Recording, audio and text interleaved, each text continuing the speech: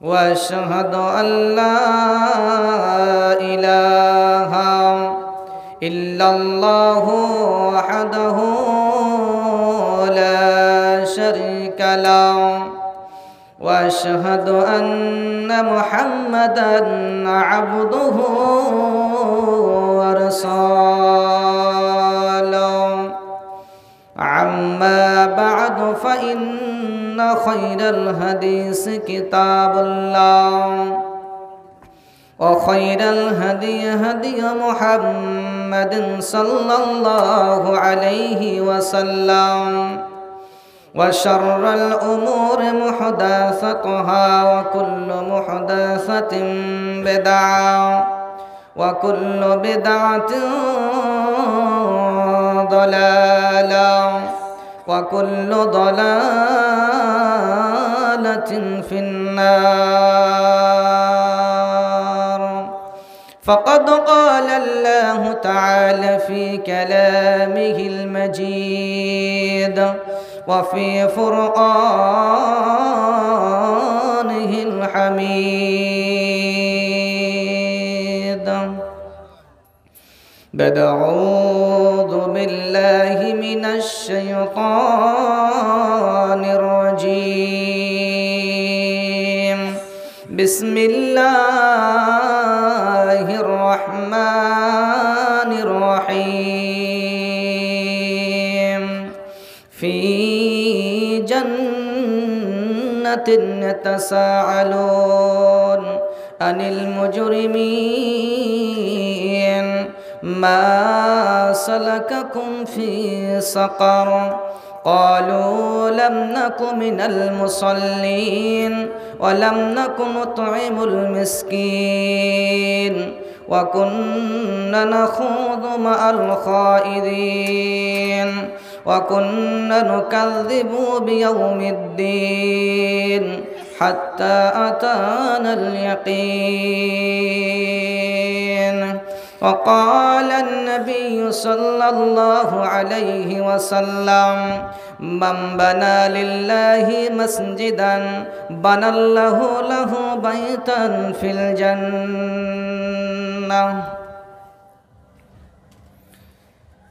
হে ভাবক ভেবে দেখো, হে ভাবক ভেবে দেখো, বসে নিরালায় গজব কেন রে দুনিয়ায়, শান্তি কেন নাই রে দুনিয়ায়।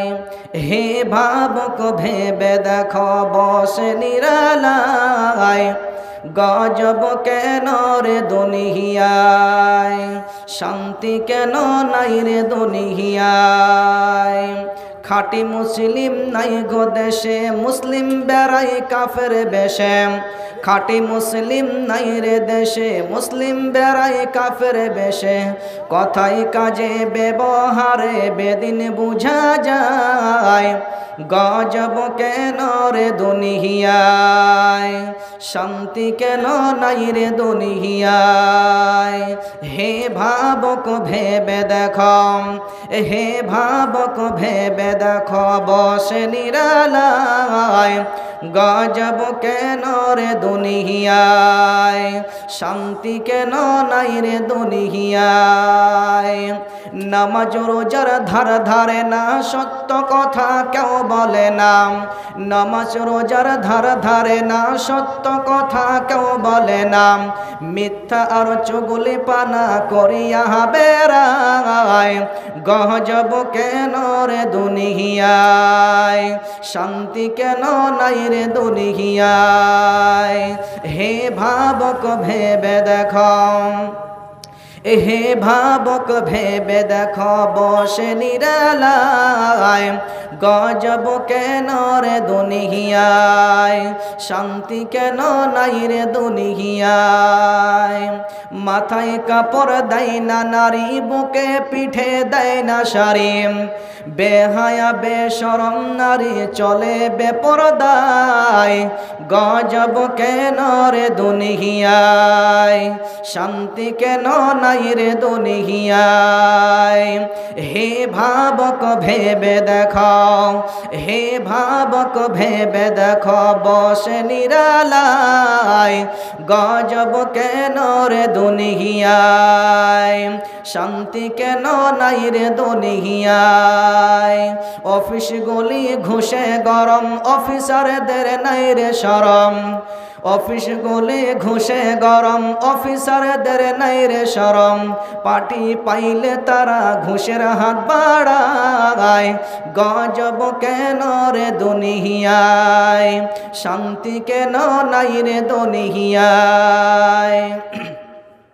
হে ভাবক ভেবে দেখো, হে ভাবক ভেবে দেখো, বসে নিরালায় গজব কেন রে দুনিয়ায়, শান্তি কেন নাই রে দুনিয়ায়। লোক যায় কোর্ট কাছারিতে, হাকিম সাহেব বিচার পেতে, লোক যায় কোচ কাটা কাছারিতে, হাকিম সাহেব বিচার পেতে। এ ঘুষ দিলে তারা খুনের দায়ী খালাস পেয়ে যায়, গজব কেন রে দুনিয়ায়, শান্তি কেন নাই রে দুনিয়ায়। হে ভাবক ভেবে দেখো, হে ভাবক ভেবে দেখো, বসে নিরালায় গজব কেন রে দুনিয়ায়, শান্তি কেন নাই রে দুনিয়ায়। জালিম অত্যাচারী যত জমির আইল কাটে কত, পরের জমি ছোট করে নিজেরটা বাড়ায়, গজব কেন রে দুনিয়ায়, শান্তি কেন নাই রে দুনিয়ায়। হে ভাবক ভেবে দেখো, হে ভাবক ভেবে দেখো, বসে নিরালায় গজব কেন রে দুনিয়ায়, শান্তি কেন নাই রে দুনিয়ায়। আলেম ফাজেল মুফতিয়ানে কোরআন হাদিস সবাই জানে, ইজমা কি আর টেনে আনে ফতোয়ার বেলায়, গজব কেন রে দুনিয়ায়, শান্তি কেন নাই রে দুনিয়ায়।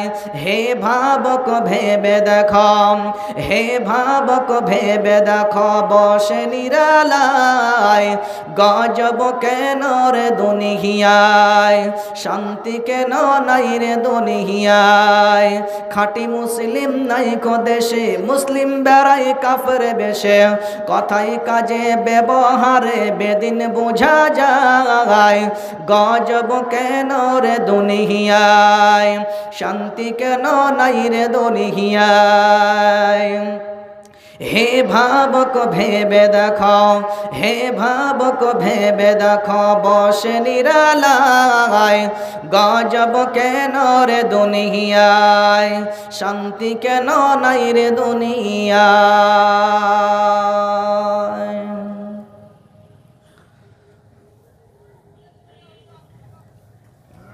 সম্মানিত আজকের এই জালসার যোগ্যতম সভাপতি সাহেব ওমের ফুয়াদ একটা ছেলে, আমার ছেলে ওমের ফুয়াদ, যদি কোথাও থাকে স্টেজে জেনে দেখা করে। ওমের ফুয়াদ, তুমি যেখানে থাকো না কেন একটু স্টেজে এসে মঞ্চে এসে দেখা করো। উপস্থিত উলামা একরামগণ, সামনে বসে থাকা ছোট বড় ভাই সকল ও পর্দার আড়ালে বসে থাকা মা ও খালারা, প্রশংসা মাত্রই সেই মহান আল্লাহ সুবহানাহু ওয়া তাআলার জন্য, যিনি আল্লাহ সুবহানাহু ওয়া তাআলা আমাদেরকে প্রায় 12টা বাজতে চলেছে, এ অবধি আমরা প্যান্ডেলে বসে আছি, খোলা মাঠে ফাঁকা জায়গাতে, শুধু আল্লাহর কাছে নেকি নেওয়ার জন্য। সেই আল্লাহর সংক্ষিপ্ত প্রশংসা সকলে একবার বলি আলহামদুলিল্লাহ। তারপর ধর্মের গুরু কর্মের নেতা আকায়ে নামদার তাজদার মদিনা মুহাম্মদ মুস্তাফা নবী আহমদ মুস্তাফা বলুন সাল্লাল্লাহু আলাইহি ওয়াসাল্লামের প্রতি অগুণ দরুদ ও সালাম বর্ষিত হোক, আমিন। আল্লাহুম্মা সাল্লি আলাইহি আল্লাহুম্মা বারিক আলাইহি। সম্মানিত উপস্থিতি, আপনারা জানেন যে এটা জালসা, মসজিদ উন্নতি কল্পে জালসা। আমার আগে পূর্বে অনেকগুলো বক্তা বক্তব্য করে গেলেন, আমি শেষ বক্তা। মানে দেখেন, বক্তব্য শুরু করার পূর্বে একটা কথা বলে দিচ্ছি, ভালো করে শুনবেন। আপনার যদি পেট ভরা থাকে, আপনি বাড়িতে সুন্দরভাবে দেশি মুরগি, গরুর গোশ, খাসির গোশ দিয়ে ভাত খেয়ে এসছেন, পেট যদি ভরা থাকে, আর এই প্যান্ডেলে আসার পরে যদি জালসা কমিটি যারা আছে এরা যদি বলে বিরিয়ানি আছে, পোলাও আছে, আপনার খেতে ইচ্ছা করবে? করবে না। কারণ পেট ভরা থাকলে খেতে ইচ্ছা হবে না। এই জন্য উদাহরণটি দিলাম। তখন কি চাই? একটু ঘোরাফেরা করার পরে শুতে হবে, না শুলে কাজ হবে না। তো আমরা এই যে দীর্ঘ সময় ধরে মাগরিবের পর থেকে নিয়ে প্রায় 12টা বাজতে চলেছে, এই অবধি এখানে বসে আছি। এখন আপনাকে যদি ভালোভাবে কথাও বলা যায়, এখন আপনাকে আর ভালো লাগবে না। কেন বলুন তো? এখন যেটা আপনার চাচ্ছে সেটা হলো ঘুম। কারণ ঘুম যদি না হয়, এখন ভালো কথা মিষ্টি দিলেও আপনাকে ভালো লাগবে না। কেন? এখন আপনার চাচ্ছে যে এখন আমি ঘুমালেই ভালো। শীতের সময়, তারপরে আবার ফজরের সালাত আছে। বলুন তো, জালসা সরা ফরজ না নফল না সুন্নাহ? তো আমরা কিছু কিছু মানুষ আছি জালসা সারা রাত করি, কিন্তু ফজরের নামাজে যখন আজান হয় সেই আজানও শুনতে পাই না। কিছুদিন পূর্বে, এটা দেখবেন ইউটিউবার যারা ভাই আছে এটা ভাইরাল করে দেবে, কিছুদিন পূর্বে বহরমপুর এলাকায় যে জালসা করতে গিয়েছি, তো ওখানে বলেছি আমি আসরের টাইমে, যেহেতু তার আগের দিন জালসা ছিল, ঘুমের খুবই চাপ, আমি জালসা কমিটিদেরকে বললাম, ভাই আমি ঘুমিয়ে যাচ্ছি, আমাকে মাগরিবের আগে একটু উঠিয়ে দিবেন। তো যখন আমি বলে আমি ঘুমিয়ে গেছি, তো ঘুম থেকে যখন উঠছি, তো কখন মাগরিব হয়েছে কখন আজান হয়েছে কিছুই বুঝতে পারিনি। তো আমি জিজ্ঞাসা করলাম যে ভাই আজান হয়েছে? বলছে মৌলভী সাহেব। আমি জিজ্ঞাসা করলাম, ভাই আপনারা আজান দিয়েছেন, সময় তো পেরিয়ে গেছে, আর আমাকে তো ডেকে দেননি।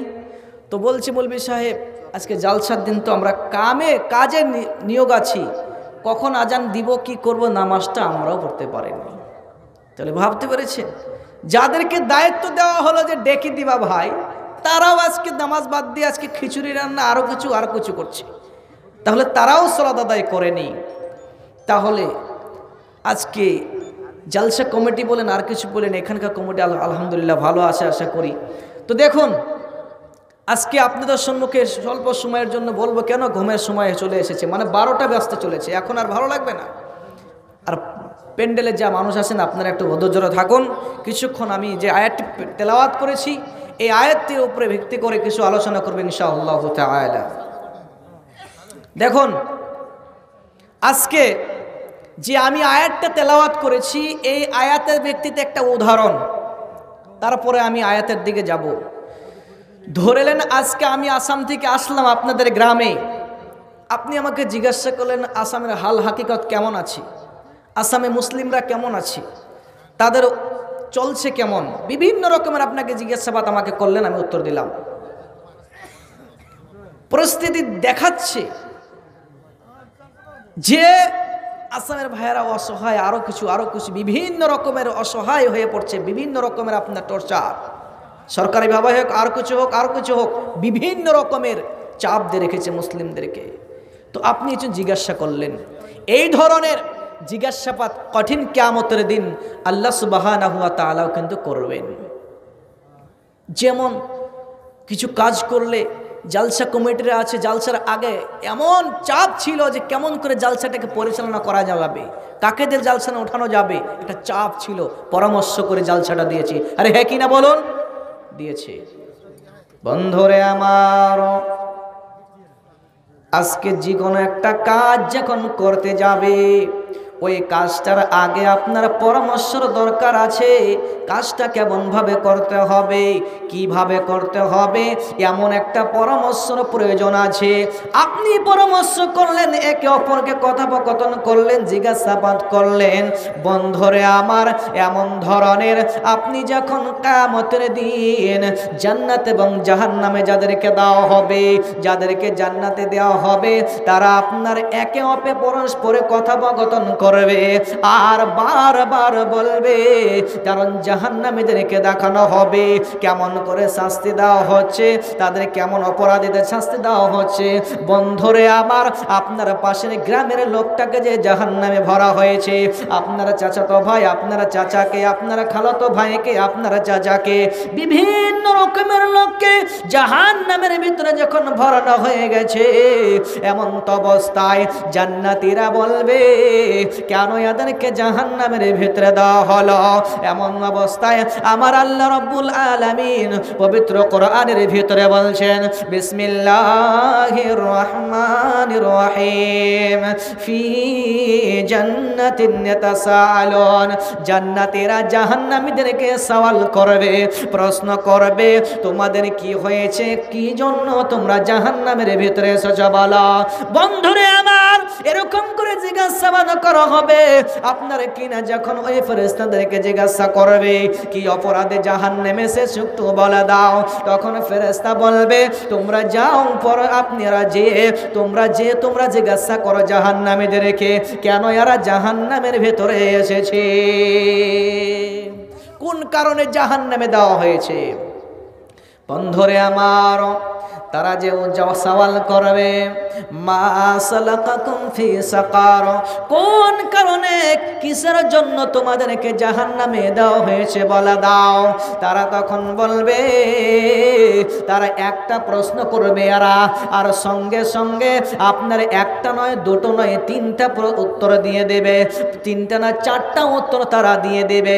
বন্ধুরে আমার, একটা প্রশ্ন করার সঙ্গে সঙ্গে উত্তর হয়ে যাবে।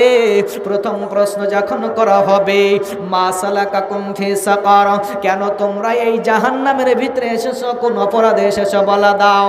তখন তারা বলবে যে, ক্বালু লাম নাকু মিনাল মুসাল্লিন। প্রথম প্রশ্নটা যখনই উত্তর দিয়ে দিবে, প্রথম উত্তরটা হবে, আমরা পৃথিবীর ভিতরে আমরা বিভিন্ন কাজে যুক্ত ছিলাম, আমরা জালসা করেছি, বিভিন্ন রকমের কাজ করেছি, কিন্তু আমরা সালাত আদায় করতাম না, নামাজ আদায় করতাম না।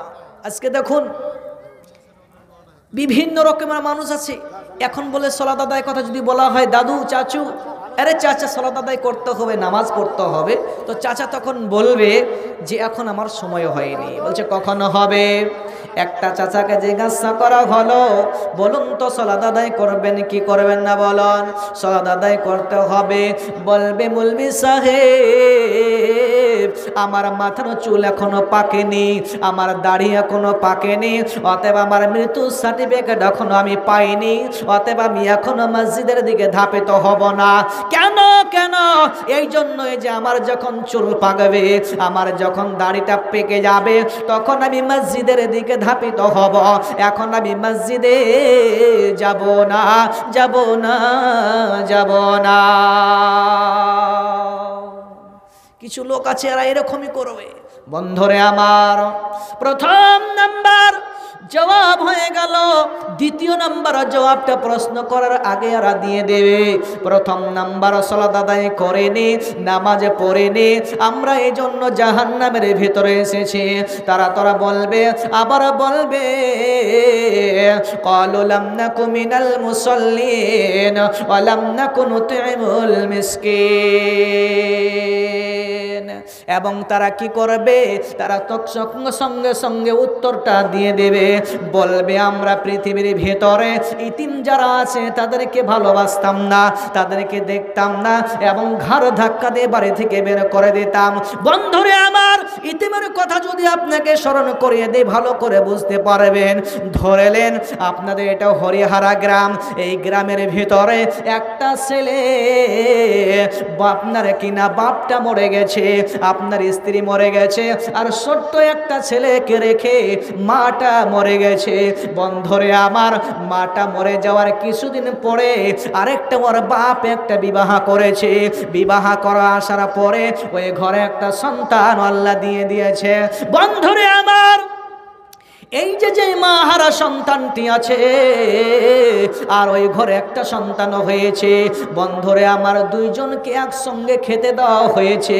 আপনাদের হরিহারা গ্রামের ভিতরে এই ঘটনাটা হয়তো কারো যদি ঘটে থাকে বুঝতে পারবেন, এটা একটা আপনার বাস্তব ঘটনা। আপনি বলছে ভালো করে শুনেন, আপনার খুলে যাবে, যেহেন খুলে যাবে ভালো করে শুনেন, বুঝতে পারবেন কেমন ঘটনা, হৃদয় ভাঙা ঘটনা।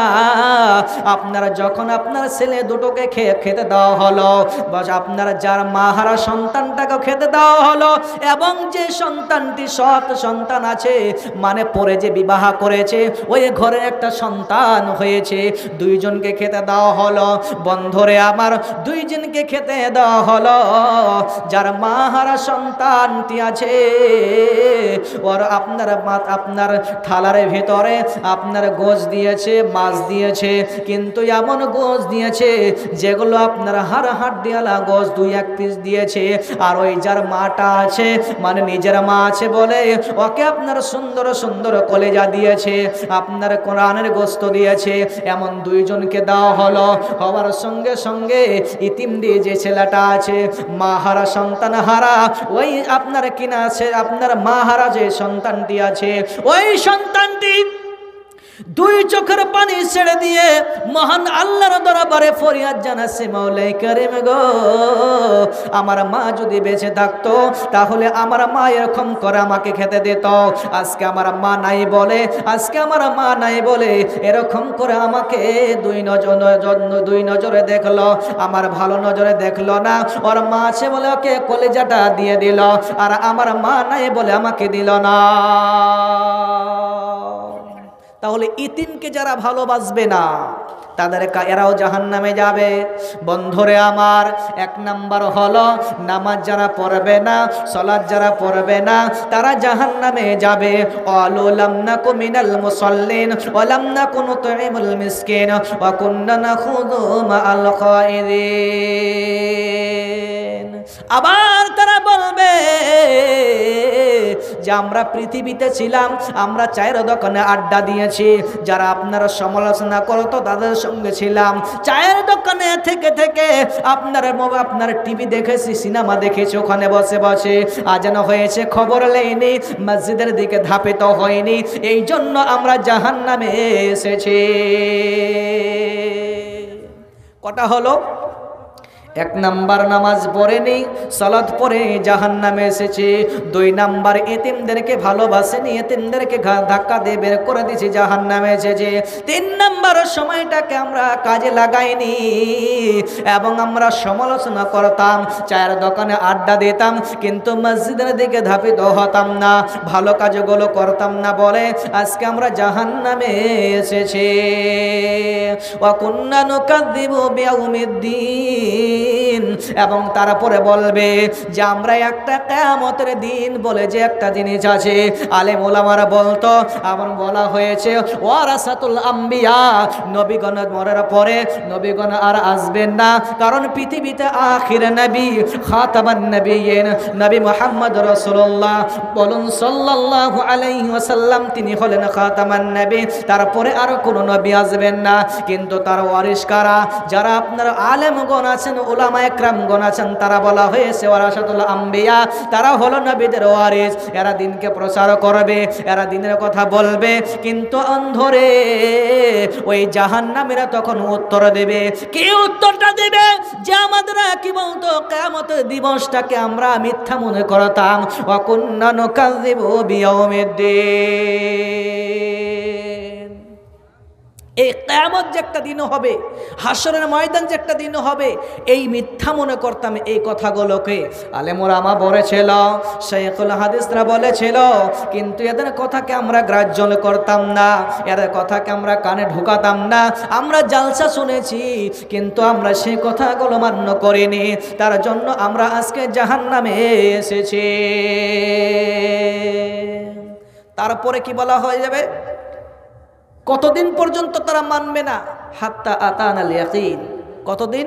মৃত্যু আসা পর্যন্ত তারা এভাবেই থাকবে, যে এই করতে করতে করতে করতে একদিন কবরে চলে যাবে। হয় না বন্ধুরে আমার?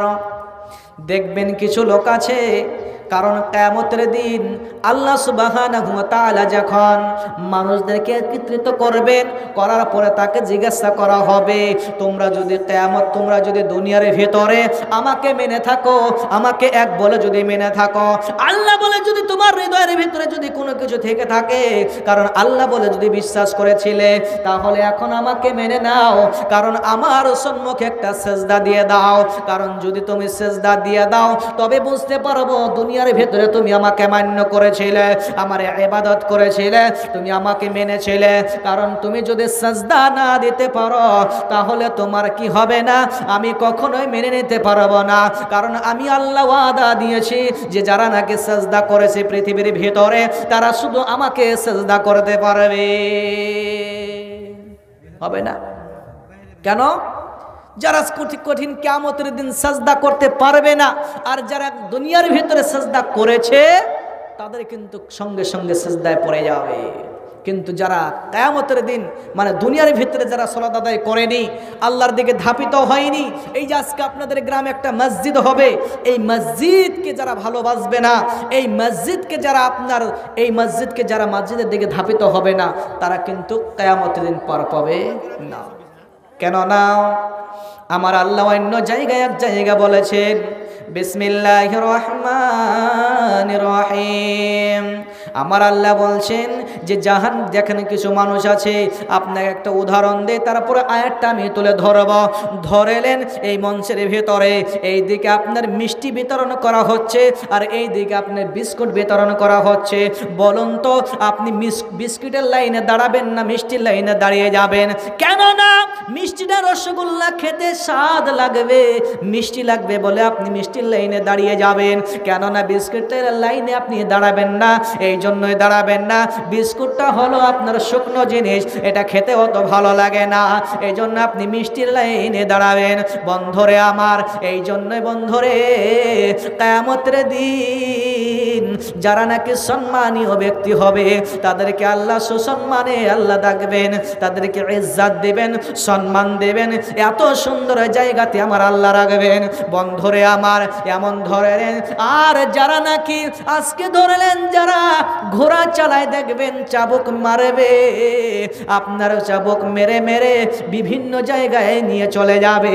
বন্ধুরে আমার, এমন ধরে নেন মানুষদেরকে আল্লাহ রাব্বুল আলামিন কঠিন কিয়ামতের দিন যারা আল্লাহর নাফরমানি করবে, যারা আল্লাহকে ভালোবাসবে না, তারা একটা লাইনে দাঁড়িয়ে যাবে।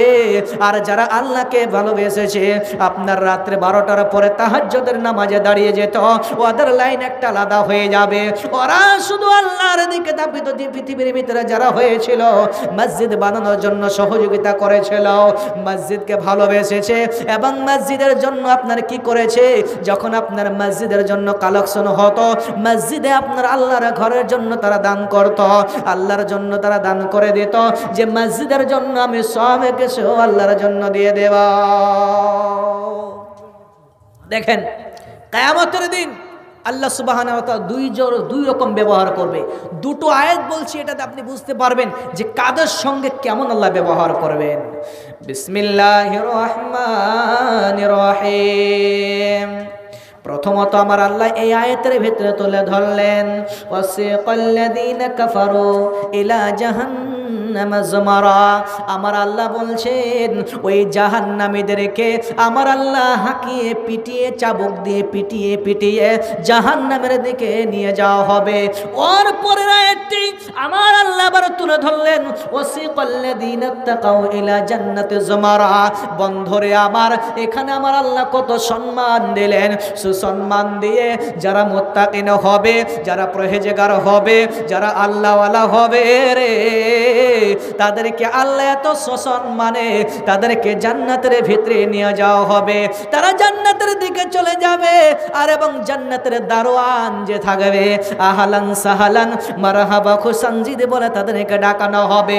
বন্ধরে আমার আর এখানে আপনার একই আয়াতের ভিতরে এখানে কাফার শব্দ ব্যবহার করে আল্লাহ বলছেন তাদেরকে পিটিয়ে পিটিয়ে চাবুকের দ্বারা পিটিয়ে পিটিয়ে জাহান্নামের দিকে হাঁকানো হবে। আর এখানে বলা হলো আল্লাহ সুসম্মানে জান্নাতের ভিতরে তারা চলে যাবে। বন্ধরে আমার তাহলে এত সুন্দর দুটো জিনিস আল্লাহ বানিয়েছেন, আমাদের জন্য বানিয়েছেন। এটা আপনার ভাগ্য, কপাল লিখেলেন।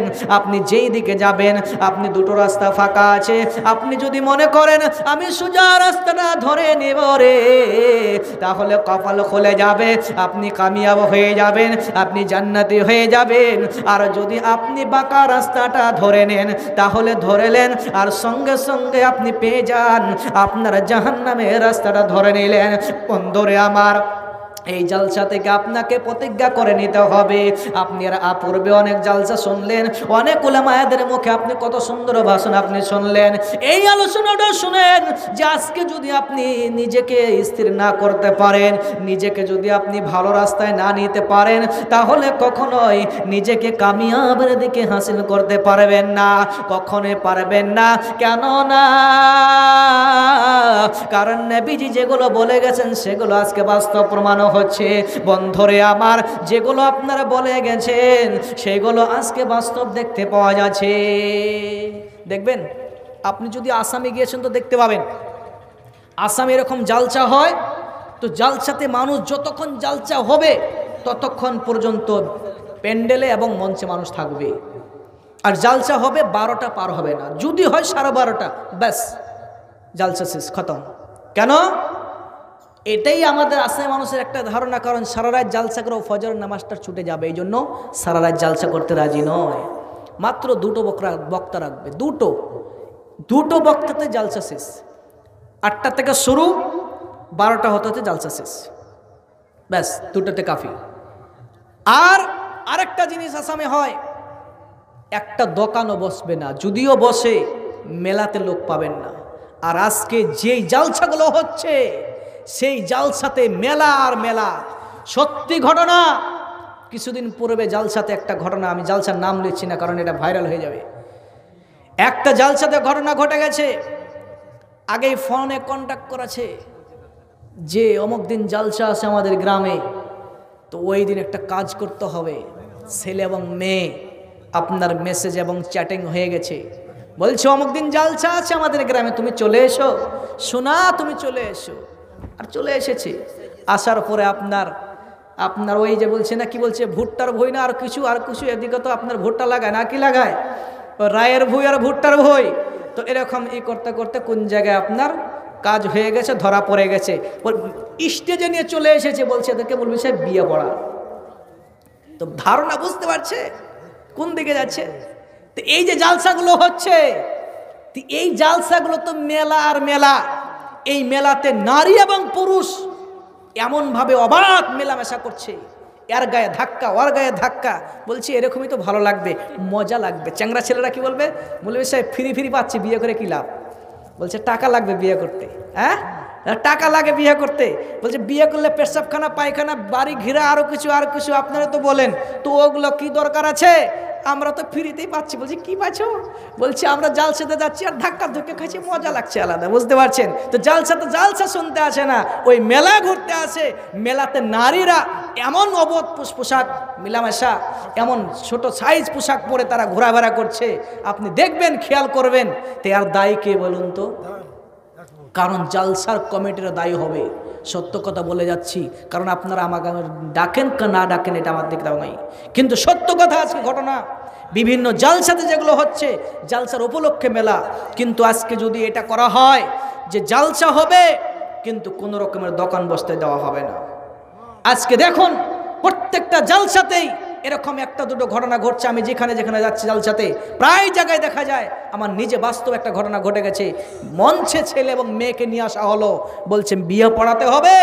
বলছে কি হয়েছে? বলছে ভুট্টার ভুয়ে হয়ে গেছে, কাজ করে দেন। ভাবতে পারছে? তো এই হচ্ছে আজকে ঘটনা। তো কি করবেন ভাই পরিস্থিতি? বলছে এটা দায়ী কেউ হবে? জালসা কমিটির দায়ী হয়ে ভাই নিজেকে ঠিক করতে হবে, এবং জালসা করতে হলে সেইভাবে জালসা করতে হবে যেইভাবে জালসা করলে আপনার গুনাহ থেকে বাঁচতে পারা যাবে। কারণ এর দায়ী কিন্তু সবাই দিতে হবে, সবারই ভাগ হয়তো হবে। কারণ আপনাদের গ্রামে জালসা, এই জালসা উপলক্ষে কাজটা হয়েছে। জি, এই জন্য বললাম আমাদের আসামে যদি যান তো দেখতে পাবেন এরকম ঘটনা হবে না। কেন? কারণ মেলায় তো বসবে না, তো ঘটনা হবে কি করে? সাবধান হতে হবে। প্রত্যেকটা জালসাতে যদি আজকে কমিটিরা যদি সাবধান হয়ে যায়, মেলা যদি না বসতে দেয়, অবাধ মেলা বসা হবে না। আর এমন হয়ে আছে প্রত্যেকটা মানুষের গার্জিয়ানরা এমন ছেড়ে দিয়েছে মেয়ে ছেলেকে। আর একটা ভালো করে শুনুন, কথা বলছি, দেখুন পুরুষের যতক্ষণ সুযোগ না পাবে ততক্ষণ পর্যন্ত কিন্তু আপনার কাজ করতে পারবে না। যেমন ধরেলেন ওই চিল দেখতে পান তো, চিল ঘুরে ঘুরে ঘুরে ঘুরে ঘুরতে ঘুরতে যেমন সুযোগ মাঝে ফাট করে ছোল মার দিবে, তো সুযোগ পেলে পুরুষরা ছওয়াল মারবে, ছুবল মারবে। কিন্তু মেয়ে যদি সুযোগ না দেয়, পুরুষের বাপের ক্ষমতা নেই ওখানে যাওয়ার, পুরুষের ক্ষমতাই নেই ওই মেয়েটাকে হাত দেওয়া, গায়ে হাত দেওয়া, আর কিছু করা। একদম প্রথম কিছু বলতে পারবে না, কারণ মেয়েটাই তো নরভর আছে, বাপে তো গার্জেন ঠিক নেই, তো কী করে হতে পারে? দেখতে পান না মেয়েটাকে এমনভাবে ছেড়ে দিয়েছে, এবং মা এবং নানি এবং নিজের লাতনিকে নিয়ে যাচ্ছে, রাস্তা দিয়ে হাঁটতে হাঁটতে যাচ্ছে। লাতনিটা কি করছে? ছোট ড্রেস পরছে, আপনার এমন টাইট ড্রেস পরছে, কারণ বুকে ওড়না নেই, মাথায় ওড়না নেই, তারা কি করে যাচ্ছে? এমন হয়ে যাচ্ছে। আর দাদিটা কি করছে দেখছেন? এমন বুড়ি দাদি এমন এক বুরখা পরেছে যে ওর দিকে কে তাকাবে? বলছে আরে দাদি তুমি কেন বুরখা পরছো? বুরখা কেন পরছো? তোমার দিকে কে তাকাবে? তুমি তো বুড়ে হয়ে গেছো। তোমার নাতনিটাকে, তোমার পুতিনটাকে তুমি ঠিক করো, তোমার লাতিনটাকে তুমি ঠিক করো, লাতনিটাকে ঠিক করো। কারণ তোমার লাতনির দিকে বারবার চোখ কে মারবে? বারবার চোখ কে ফিরাবে? ওই যুবকরা ফিরাবে। এর দায়ী তুমি হবে, কারণ এতে দেখাতে যাচ্ছে যে আমি এখন ইয়ং ছিলাম, আমিও এরকমই ছিলাম। ওই দাদিটা দেখাতে যাচ্ছে যে আমি যখন ইয়ং ছিলাম, যখন যুবতী ছিলাম, তখন এইভাবে আমিও ঘুরতাম, এটা দেখাচ্ছে। আজকে দেখুন পর্দাটাকে উঠে গেছে। আপনাদের ঝাড়খণ্ডের মানুষ অনেক ভালো, খুবই পর্দাশীল আছে আলহামদুলিল্লাহ। বিভিন্ন জায়গাতে দেখা যায় তারা পর্দা বলে জিনিসটাই মানে না। আল্লাহ সুবহানাহু ওয়া তাআলা কি বলছেন? যে ওয়াকারনা ফি বুয়ুতিকুন্না ওয়া লা তাবাররাজনা তাবাররুজাল জাহিলিয়াতিল উলা। বর্বরতার যুগে, অসভ্যতার যুগে নারীরা যেইভাবে ঘুরতো, রাস্তাঘাটে অবাধ মিলামেশা করতো, এইভাবে আজকে শুরু হয়ে গেছে। তোমরা ওইভাবে যেও না, পর্দাতে থাকো। কিন্তু আজকে পর্দাতে কই থাকছে ভাই? কার বাড়িতে পর্দার ব্যবস্থা আছে? কি আছে বলুন তো? পর্দার ব্যবস্থা আপনাকে করতে হবে যুবক, পর্দা তোমাকে করাতে হবে, তোমার স্ত্রী তোমাকে রাখতে হবে। তুমি যদি পর্দা ঠিক না করতে দিতে পারো, তো তোমার দ্বারা কি হবে? কঠিন কিয়ামতের দিন আল্লাহ প্রত্যেকটা গার্জেনকে জিজ্ঞাসা করবেন, কেননা প্রত্যেকটা নারীরা জান্নাতে আগে চলে যাবে, আর আপনার কিনা আর মেয়েরা জান্নাতে চলে যাবে, আর পুরুষটা পরে জান্নাতে যাবে। কেননা এদেরকে জিজ্ঞাসা উত্তর করতে হবে, আল্লাহর সঙ্গে জিজ্ঞাসাবাদ করতে হবে যে তুমি কোন লাইনে চলেছ, কোন লাইনে ইনকাম করেছ, হালাল পদ্ধতিতে ইনকাম করেছ না হালাল পদ্ধতিতে করেছ, এবং ইনকাম করার পরে কোন জায়গায় ব্যয় করেছ, এই সম্পর্কে তাকে প্রশ্ন উত্তর করতে হবে। যদি সে প্রশ্ন উত্তর দিতে পারে, দেওয়ার পরে তাকে জান্নাতের ভিতরে আল্লাহ দেবেন। আর যদি আপনার হিসাব নিকাশ ঠিক না করতে পারে, কখনোই জান্নাতে সে পাবে না, পাবে না, পাবে না। এটা একটা ঘটনা আপনাকে মনে পড়ে গেল বলছি। আজকে মায়েরা প্যান্ডেলে আছেন, দেখবেন বাস্তব ঘটনা বলছি গো। মায়েরা প্যান্ডেলে আছে, তো দেখবেন কোনো মা এরকম আছে যে স্বামী বিদেশে চলে গেছে, দিল্লি বোম্বাইয়ে কাজে চলে গেছে, আসামে কাজে চলে গেছে, আর আপনার শুনছে যে 5 মাস পরে বাড়ি ফিরছে, তো যখন ফিরবে তখন ওই মাকে উচিত কি ছিল, তাকে সাজসজ্জা হয়ে এত সুন্দর পোশাক পরে একদম যেরকম বিবাহের রাত্রিতে পোশাক পরে এসেছিল ওরকম করে স্বামীর জন্য সাজিয়ে থাকবে। কিন্তু আজকে তা কি হচ্ছে? তা কি হয়? হয় না। যখন বিয়ে বাড়িতে দেখবেন প্রত্যেকটা বিয়ে বাড়িতে নারী এবং পুরুষ একসঙ্গে খাওয়া দাওয়া তো হচ্ছেই, কিন্তু আরেকটা কি হচ্ছে, এবং এমন পোশাক পরে যাবে, এমন সেন্ট মাখবে মেয়েরা যে ওর দিকে দেখবে একদম একদম কি হয়ে যাবে, পাগল হয়ে যাবে সেন্টটা শুনে, বলছে মার সেন্টটা কত ভালো রে, আর মেয়েটা সেজে আসছে কত রে, আশকারা মাস্কারা ফাস্কারা, আর আপনার আইবুড়ো ফাইবুড়ো কত কিছু মাখে না মেয়েরা, দেখবেন এত কিছু মাখবে, স্বামীর জন্য মাখবে না, এরা অপরকে দেখাবে যে দেখো গো আমি কি কি মাখছি, দেখো আমার রূপটা চেহারাটা দেখো। এই মেয়ে তোমাকে বলছে, এই মা তোমাকে বলছি, নারী তোমাকে বলছে তুমি শোনা লাও, কেননা তুমি যদি এই সাজটাই একটু পৃথক করে সাজো, তোমাকেও আপনার নিষেধ করা হয়নি, তুমি সাজার কাম সাজতে পারো, তুমি আরো রকম করে সাজো, বিভিন্ন রকমের যা আপনার দুনিয়ার ভেতরে আছে সব কিছু মুখে তুমি মাখো, এবং ভালো করে তুমি আশকারা থেকে মাস্কারা থেকে আইব্রো থেকে আরো কিছু আছে যা আছে পৃথিবীর ভেতরে সব কিছু তুমি মেখে নাও, কিন্তু আপনার পদ্ধতিটা উল্টিয়ে দাও, তাহলে এই সাজাটা তোমার জন্য জান্নাতের দিকে